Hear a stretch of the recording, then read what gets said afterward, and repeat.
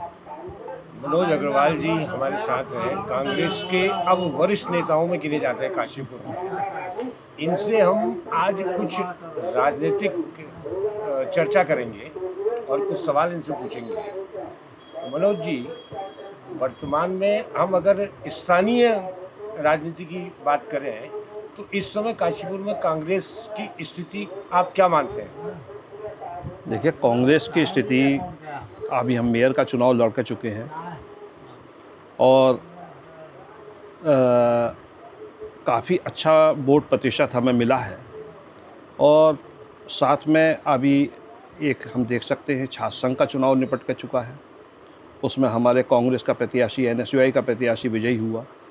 उसके बाद में अभी बराबर में ही हमारे गढ़ी नेगी में नगर पंचायत का चुनाव हुआ है। वहाँ पर हमारे मुख्य विरोधी पार्टी भारतीय जनता पार्टी को हम कांग्रेस के समर्थन के प्रत्याशी को जिता कर लेकर आए हैं।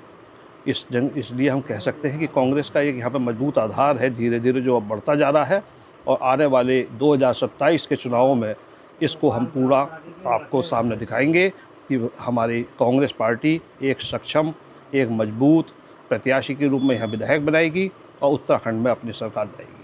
मतलब आपका ये मानना है कि ये जो दो चुनाव हाल में हारे गए हैं, एक आपने छात्र संघ का जिक्र किया और एक गढ़ी नेगी का चुनाव, जी, तो इन चुनावों से क्या कांग्रेस में कुछ उत्साह का संचार हुआ है? बिल्कुल है, बिल्कुल उत्साह का संचार है। आप देख सकते हैं, पीछे के विधायकी के चुनाव भी देख सकते हैं।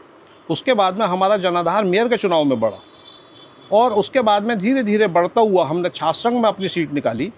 और उसके बाद में नगर पंचायत में आप देख सकते हैं कि पूरे प्रयासों के बावजूद हमारा प्रत्याशी, जो हमारा कांग्रेस समर्थित प्रत्याशी था, वो जीता, विजयी हुआ। और इस प्रकार से हमारा जनाधार बढ़ा है, निश्चित रूप से बढ़ा है। सर, आप जनाधार बढ़ने की तो बात कर रहे हैं, पर कांग्रेस का जो ग्राउंड लेवल है वो कहीं ना कहीं हमेशा कमज़ोर नज़र आया है, जिससे कि आप सीट कभी निकाल नहीं पा रहे हैं। अभी भी जो स्थिति है वो सीट निकालने जैसी दिखाई नहीं दे रही है।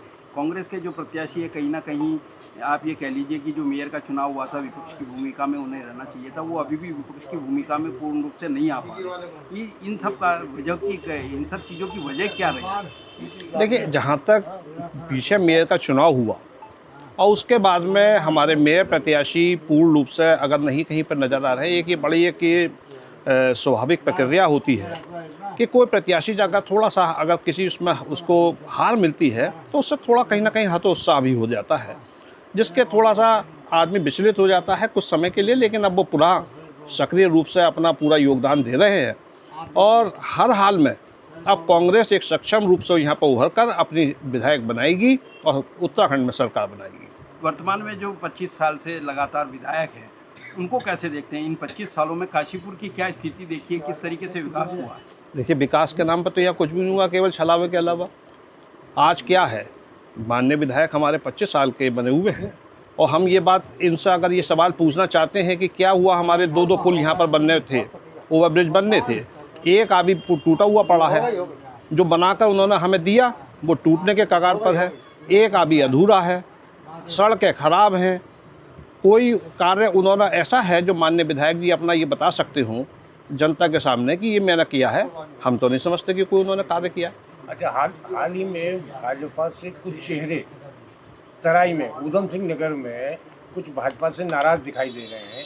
क्या इस बात का फायदा आप मानते हैं कि इस बार 2027 के चुनाव में मिलेगा कांग्रेस को? देखिए, बिल्कुल मिलेगा। वैसे ही कांग्रेस एक मजबूत स्थिति में है और ये उनकी अंदरूनी विषय है कि उनके यहाँ का जो अगर चेहरों में नाराजगी है तो निश्चित रूप से वो फायदा कांग्रेस को ही है। हर हाल में कांग्रेस को फायदा मिलेगा और कांग्रेस की ओर लोगों का रुझान बढ़ रहा है। राजकुमार ठुकराल वापस कांग्रेस में आए हैं। जी, ऐसी स्थिति में आए हैं जब कांग्रेस कहीं ना कहीं कमज़ोर दिखाई देती है पूरे प्रदेश में। उनके आने से क्या स्थिति देखते हैं आप? उसका क्या काशीपुर को कोई फ़ायदा मिलेगा या आने वाले समय में कांग्रेस को कहीं मजबूती आएगी? काशीपुर को ही नहीं, पूरे प्रदेश को फायदा मिलेगा। राजकुमार ठुकराल जी के आने से एक सक्षम, जुझारू व्यक्ति हैं और उनके व्यक्तित्व का निश्चित रूप से लाभ जो है पार्टी को मिलेगा, पूरे प्रदेश में मिलेगा। अच्छा, भाजपा के मुकाबले कांग्रेस कहीं प्रचार में पिछड़ती नजर आ रही है। हाल ही में अगर मैं राष्ट्रीय स्तर पर बात करूं तो 12 साल का जो प्रधानमंत्री जी का कार्यकाल है, उसको लेकर के भाजपा पूरे देश में प्रचार कर रहे हैं कि सबसे अधिक समय तक वो प्रधानमंत्री रहे। देखिए, इसमें आप क्या कहते हैं? भारतीय जनता पार्टी का केवल एक कार्य है प्रचार, उसके अलावा कार्य नहीं है, प्रचार अधिक है। जहाँ तक 12 साल के वो अपने कार्यों को बड़ा चढ़ाकर बता रहे हैं कि 12, और अभी उन्होंने, मैंने ये भी सुना कि भाई माननीय पंडित जवाहरलाल नेहरू जी से अपनी तुलना रख रहे हैं। एक बात देखिए, जिस समय माननीय पंडित जवाहरलाल नेहरू जी ने इस देश की कार्यभार बागडोर संभाली थी, उस समय 350 साल का हम पूरा जो था गुलामी झेल कर चुके थे। हाथ में हमारे कुछ नहीं था, कोई हमारे पास उद्योग नहीं था, हमारे पास में बंटवारा, हिंदुस्तान पाकिस्तान का बंटवारा हम झेल के चुके थे। और उसके बावजूद सारे धीरे धीरे रेलवे हो या अन्य सड़क परिवहन मार्ग हो, सेनाओं का सशक्तिकरण हो, या धीरे धीरे किसी भी हर ढंग से जो भी प्रगति के रूप मापदंड में प्रयास हो सकते हैं वो उन्होंने किए। विभिन्न इंडस्ट्रियाँ लगाईं, और आज जो है हमारे 12 साल का जो कार्य वो अपना बता रहे हैं बड़ा चढ़ाकर, उसमें उन्होंने उन सब चीज़ों को बेचने के अलावा क्या काम किया है? क्या कौन सा ऐसा कार्य है कि नई इंडस्ट्री माननीय मोदी जी, हमारे माननीय प्रधानमंत्री जी लेकर आए हों? एक कार्य वो ये बताएं कि हमारे देश के लिए उन्होंने ये वाला कार्य किया कि 2016 की नोटबंदी ये हमारे देश हित की थी, आज व्यापारी वर्ग उस पर आज तक रो रहा है। उसके बाद में GST, ये गब्बर सिंह टैक्स, ये क्या है? ये व्यापारियों के लिए जो है पीछा खदेड़ रहा है। आज हम जो है किसी भी स्थिति में अमेरिका का सामने मुकाबला करने की परिस्थितियों में नहीं है। माननीय इंदिरा गांधी जी बराबर आंख में आंख डालकर अमेरिका हो या कोई सा भी देश हो उसके सामने बोलती थी। आज हमारे देश के प्रधानमंत्री की ये परिस्थिति हो गई है कि वो प्रेस कॉन्फ्रेंस करने तक में हिचकिचाते हैं। मैंने समझता हूँ कि कोई दोनों की तुलना करना ही बेकार है। माननीय जवाहरलाल नेहरू जी और जहाँ तक मोदी जी का है, मोदी जी का कार्यकाल ठीक है, सही है, हर व्यक्ति अपने ढंग से कार्य करता है, लेकिन पंडित जी का कार्यकाल स्वर्णिम काल था और है। अब आते हैं स्थानीय स्तर पर। स्थानीय स्तर पर 2027 के चुनाव की हम बात करेंगे, तो क्या कांग्रेस ने, आप ये समझते हैं कि अपने प्रत्याशी का चयन अब तक कर लेना चाहिए?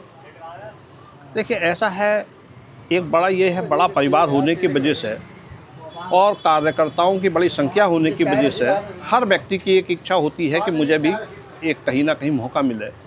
उस वजह से लोगों का अधिक प्रेशर रहता है हाईकमान के ऊपर उम्मीदवारी के रूप में, और इसी वजह से थोड़ा सा निर्णय लेने में देर हो जाती है। लोकतांत्रिक प्रक्रिया है, इसको सब बैठकर सुलझाकर सब कार्रवाई होगी। अभी हमारे माननीय अध्यक्ष गोदियाल जी बने हैं, पूरा अभी उनको समय भी नहीं मिला है टीम बनाने का, और जैसे ही टीम बनती है उसके बाद में प्रत्याशी को सूचित कर दिया जाएगा कि आप लोग अपनी तैयारी की। ऐसा है, कहीं हमारे पीछे कुछ कमियां रही होंगी उसमें, अब ऐसा है उसका थोड़ा सा कोई किसी विभाग में ज़्यादा अच्छा कार्य कर लेता है, कोई किसी विभाग में कार्य अच्छा कर लेता है।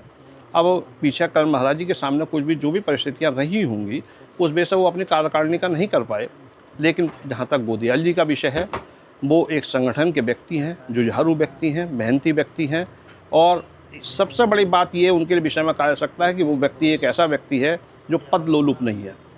उनको अध्यक्ष बनाया है कांग्रेस कमेटी पार्टी ने, तो निश्चित रूप से वो 2027 में सरकार भी लाएंगे और अपना संगठन का कार्य भी पूर्ण रूप से संभालेंगे। अभी उन्होंने दौरे जो है हमारे इधर प्लेन के भी किए हैं और रुद्रपुर वगैरह का भी किया है, और धीरे धीरे आगे जो कार्यक्रम उनके लगने हैं वो तराई के भी लगने हैं।